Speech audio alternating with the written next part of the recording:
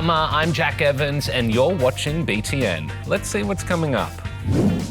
We'll find out about the UK's plan to let 16-year-olds vote, meet a teenage boss, and learn what it takes to be a chess grandmaster. But first today, we're going underwater. Off the coast of South Australia, there's an algal bloom, which is having a devastating impact on sea life and the people who love it or rely on it for a living. Here's Justina. The ocean plays a big role in school life here at Star of the Sea. Our school is right next to the beach, and the best thing about it is being able to do so many activities around the marine life here. We have a marine discovery centre, and it's like a place where they teach you about all the sea creatures, the animals and the plants and coral. The crabs are tiny. Whoa, what's that? But lately, their local patch of the ocean has been facing some big problems. The algae bloom is actually endangering lots of our animals in the ocean. It's killing a lot of animals and washing them up on the shore along the coastline. Yeah, this is what people here in South Australia have been seeing on the coastline recently. At least 13,800 animals from nearly 400 different species have died, including fish, seahorses, and even dolphins. There's a lot of stingrays, fish, some eels, some worms. It's kind of traumatising to see these lives just gone because of some algae. The algal bloom was first spotted south of Adelaide back in March, and since then it's grown to nearly twice the size of the ACT. It is huge. It's this 4,500 kilometre area of algae bloom that's moving around the state waters. Algae is an organism that's actually neither plant nor animal, that lives in the water. There are lots of different types of algae, and many play an important part in the marine ecosystem. They also create about 70% of the oxygen that we breathe. But not all of it is good. This type of algae, Karenia mikimotoi, produces toxins, which are lethal to marine life. So it's becoming caught in their gill filaments and restricting their breathing. It doesn't affect us in the same way. It can give you itchy eyes and a sore throat.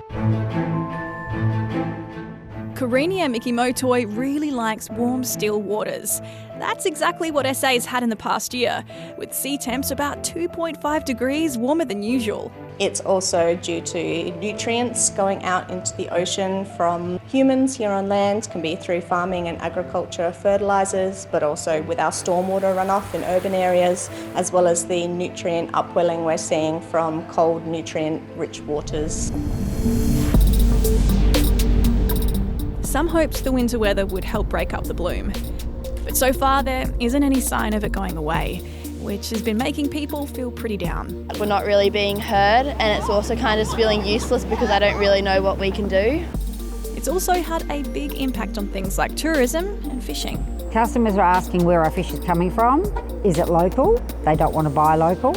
Locals, including the state government, want this declared a national disaster, which would mean the federal government would provide money to people who are affected. This is a natural disaster, and it should be treated as one. While that didn't happen, the government says it's helping. Federal Cabinet has approved a one-off $14 million package of federal government funding support for South Australia. Some experts warn that blooms like this could happen more often as ocean temperatures rise around the world, and that this should be a wake-up call to watch what we're putting into the ocean and to get better at spotting warning signs early, in case something like this happens again. I'm hoping we can learn from this experience and prevent this situation from happening again. We can try and keep our ocean from polluting and keep it cleaner. We need to learn how to actually keep the ocean safe and keep the animals safe, because they also have a life too.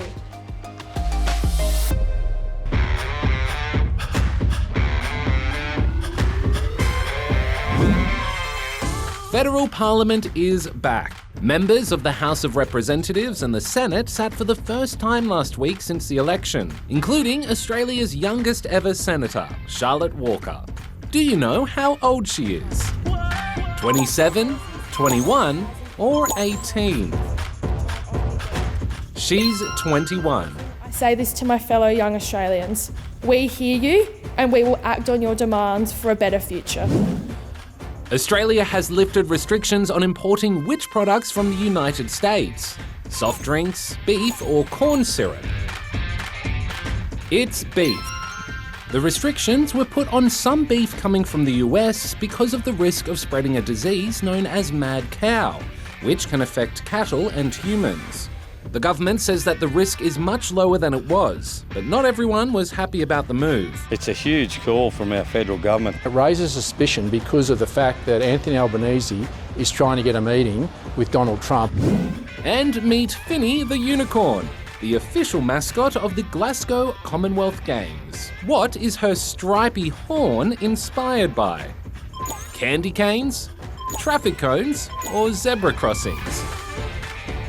It's traffic cones. You see, there's a famous statue in Glasgow that's known for having traffic cones put on it by the locals, a quirky tradition that started in the 1980s, and has since become a bit of a symbol of the Glaswegian sense of humour.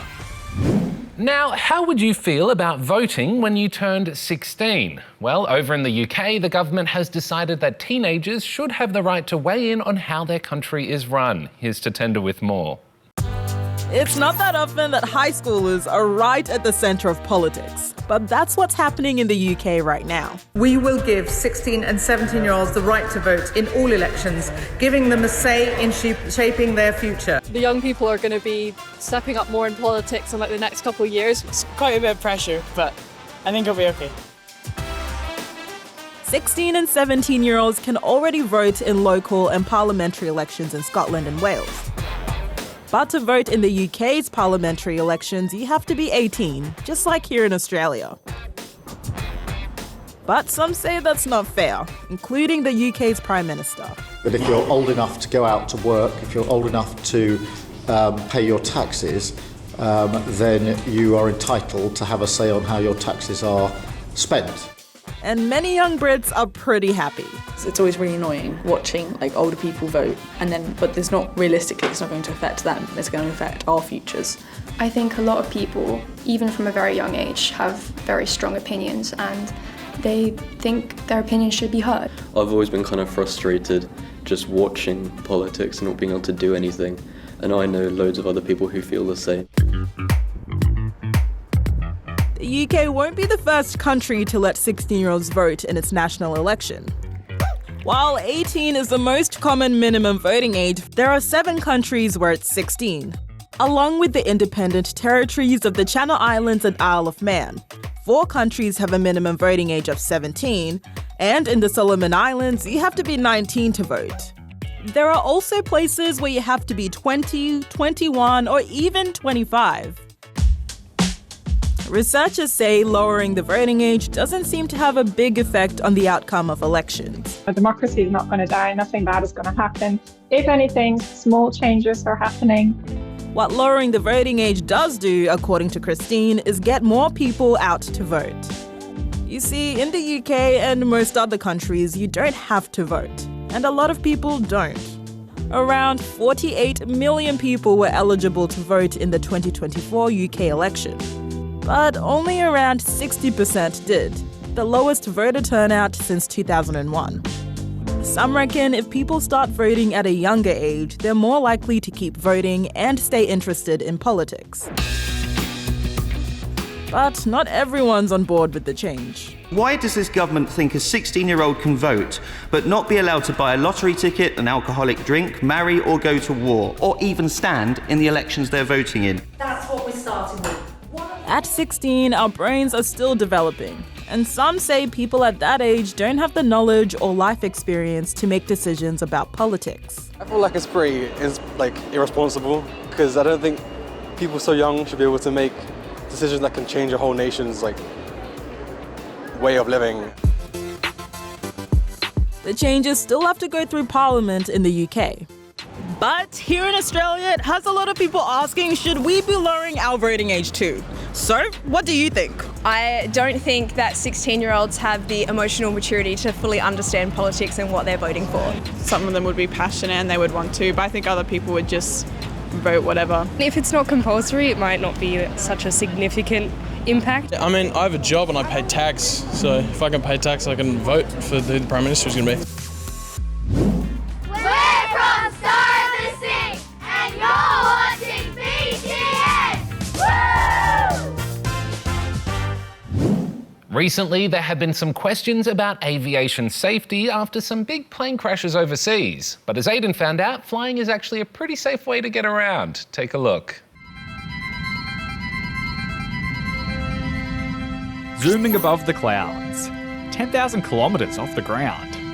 It's a lot of trust to put in a big chunk of metal, especially this one. It doesn't even have wings. While it's not unusual to be a little bit nervous about flying, planes are actually one of the safest ways you can travel. In fact, you're more likely to die from falling off your bed or getting struck by lightning. But it wasn't always that way. The early days of flight were, let's say, creative. When the Wright brothers made their historic flight in 1903, their plane was made mostly from wood, wire and fabric, and it flew for like 12 seconds. In the years that followed, planes got better at, well, staying in the air. And by the end of the First World War, aviation had begun to take off. Although for the most part it was loud, uncomfortable and expensive. And as flight became more frequent, so did accidents. Those early tragedies led to big changes in the rules about how planes could be made and who could fly them. Governments created agencies devoted to aviation safety and brought in systems like runway lighting and air traffic control. They also started formal processes for investigating crashes to learn from what went wrong and stop it from happening again. In the aviation industry, we say all the rules are written in blood, and that's because every accident has lessons to be learnt. And there's an Australian invention that's been helping us learn those lessons for more than 60 years. This is a black box, and it's mandatory for every airliner to have one, and it records all the flight information as well as the conversations in the cockpit. Why is it orange? It's so after a crash that the investigators can find it. These bricks are pretty much unbreakable, and by finding them and listening back to the pilot's conversation and analysing the data, investigators have been able to work out the cause of hundreds of accidents. These days, anything that goes wrong in aviation, from a near miss to a major tragedy, is thoroughly investigated. And the point isn't to blame anyone, but to find ways to improve safety. And so those improvements mean that there's a lower likelihood of that same accident happening again. And because planes fly all over the world, countries have agreed to follow the same rules. They're set by the International Civil Aviation Organization, which is part of the UN, and cover things like pilot training, air traffic control, plane maintenance, and accident investigation. Countries and airlines share safety information, and experts from around the world often work together. Then there's the planes themselves, which have multiple levels of safety. So if one thing goes wrong, there's usually a backup. Now, accidents are really rare, which is why, when they do happen, they're big news. And why there's always a huge effort to find answers, so that lessons can be learned and lives can be saved. I think we certainly take for granted the ease with which we can fly from one place to another now. And when we see accidents on the TV or online, it's a good reminder that we need to make sure we keep applying all the rules and requirements to keep aviation safe.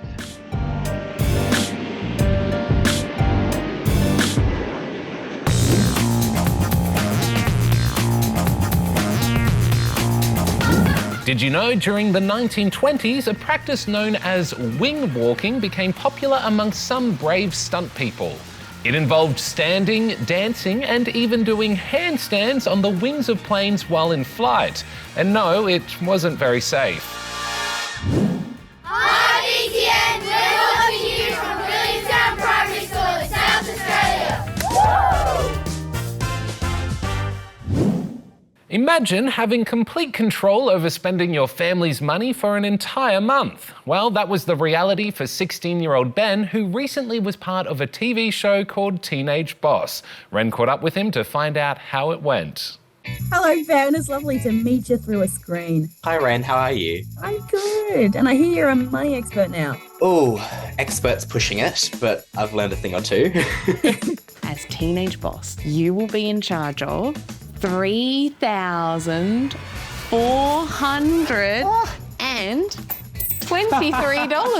Oh my gosh! $3,423. That's a lot to work with. Teenage Boss is a show that was created to teach kids about financial literacy. In each episode, a teenager like Ben is given total control of their family's finances for an entire month. Have you ever seen this much cash before?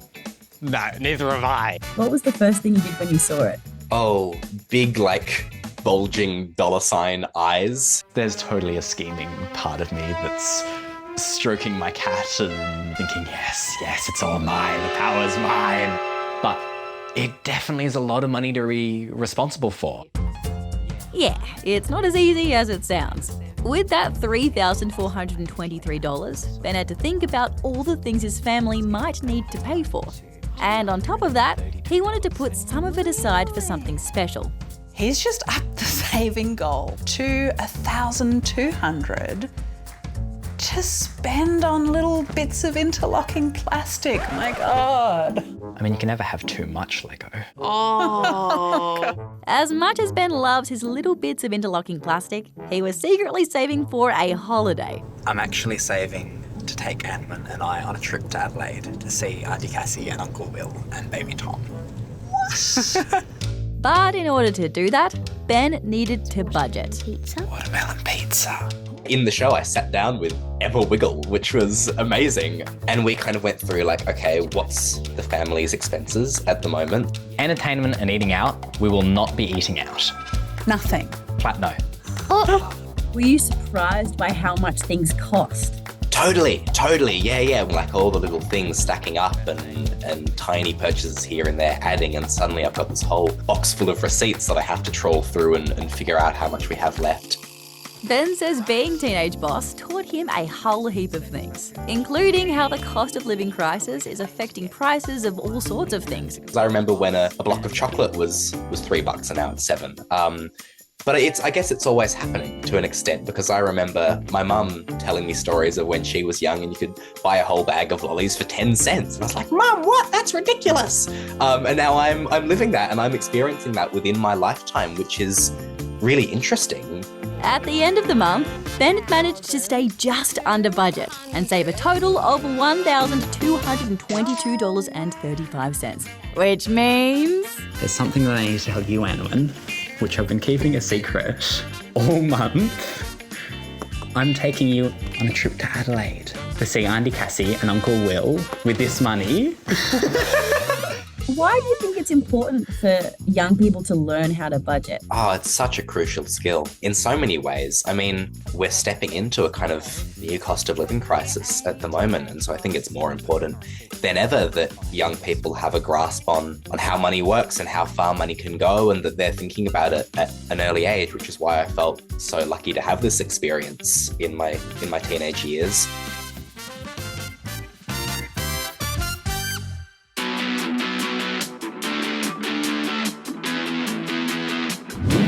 It was a comeback for the record books when St Kilda came from 46 points down to beat Melbourne on the weekend. Could be the finish, debate all finishes. Melbourne thought they had the game all sewn up going into the final quarter, but the Saints fought back with goal after goal after goal.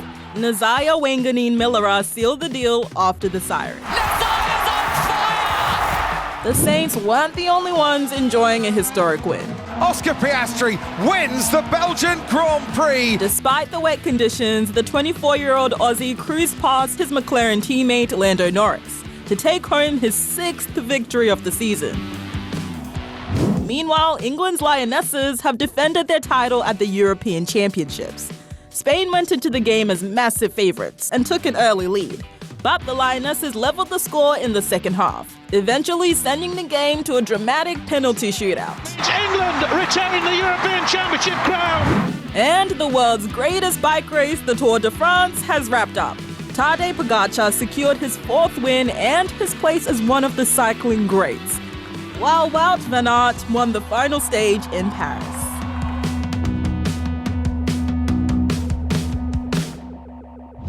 Finally today, we're going to meet 11-year-old Rayansh. He's a rising chess star in Australia and he's got big plans to become a grandmaster. I am Rayansh Chakrabarti and I am 11 years old. I play chess and I am Australia's highest rated junior chess player. I want to be Australia's youngest chess grandmaster.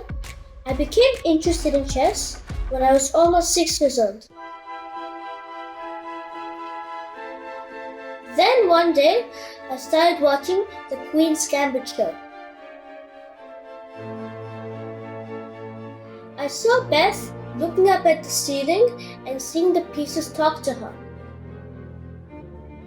And I realized that to be good at a sport like chess, you need to love it to the point that you're almost obsessed with it in a healthy way.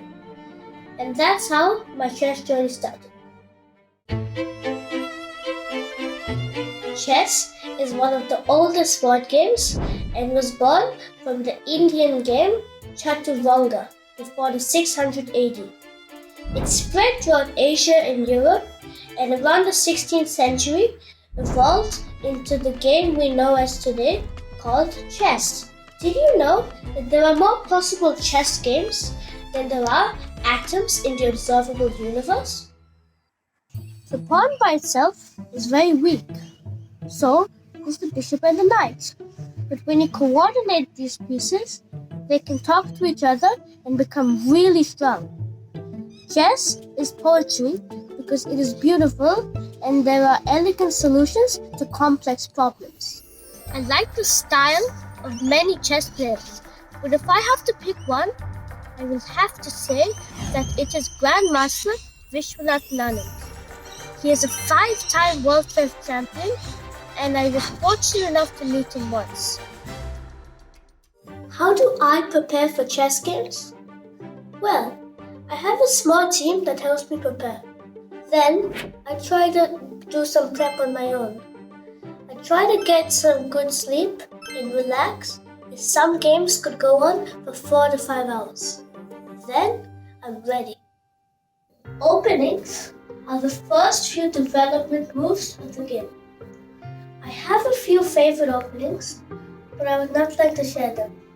When I am playing, I can calculate many moves in advance, sometimes almost 8 to 10 moves deep. But it really depends on the position. Towards the end, it gets a bit nerve-wracking when we both have little time. But I know that in order to win a game, instead of not being nervous, I have to be less nervous than my opponent. One of the biggest highlights of my career was winning the Under-16 Australian National Chess Championships when I was 9 years old. I want to be Australia's youngest chess grandmaster. I think Anton Smirnov became a grandmaster by the age of 15 or 16, so I will work hard to become a grandmaster before then. I believe it is a combination of hard work, love for the game, and a desire to be super successful. I believe that you have to love what you do, be it chess, math, or soccer. If you think you love it, then you can try to play games online and learn from someone and analyze your games so you don't repeat your mistakes. After that, you play, learn, play, and repeat. Well, that's all we've got for you today, but we'll be back next week with more. In the meantime, you can catch Newsbreak every weeknight. There's also BTN High for all you high schoolers out there, as well as plenty to see and do on our website. Have an awesome week, and I'll see you next time. Bye!